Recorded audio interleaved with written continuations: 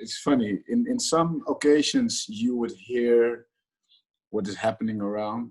In some other, you just are so focused. What happens many times is after maybe a nice play or something, then the crowd would cheer your name, and that's the moment you would hear it. But during the match, you're so concentrated, you don't. Yeah, you hear noise. It's not really that you go into the details, but there are certain moments you go for a free kick or you go for a corner kick, and then they shout your name, they whatever songs they have with it and stuff. Yeah, in that sense, it's always nice. I felt a few specific moments is coming on the pitch for the warm up and coming on the pitch just before the match starts. These are two moments that you really connect with your fans, and then once the referee has blown his whistle, that you have your time before the official kickoff. You really connect around you. Look maybe at what I did at least. I would look at the stand, suck everything in. This is my arena, and now we're gonna kick some butt. Cool. Yeah.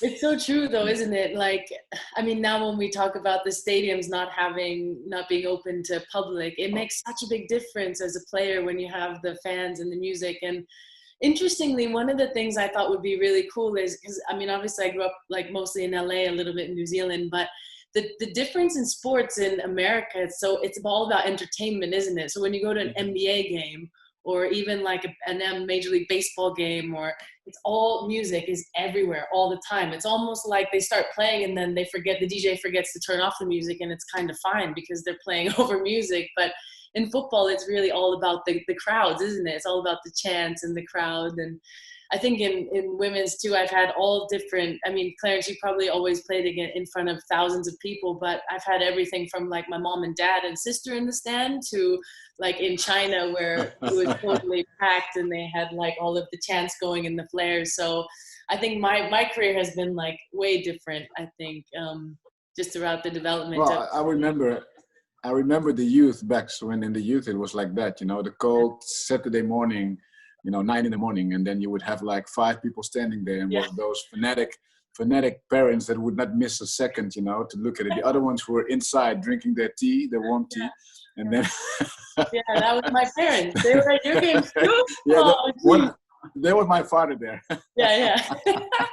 So good. And then like I remember too in Germany they always did these like these chants, these like Schlager chants, and I didn't understand German when I first went to Germany, so I was like I was just like completely oblivious. And then once I learned German, I was like, oh my God, they're funny. They're actually like saying something really funny. It's like,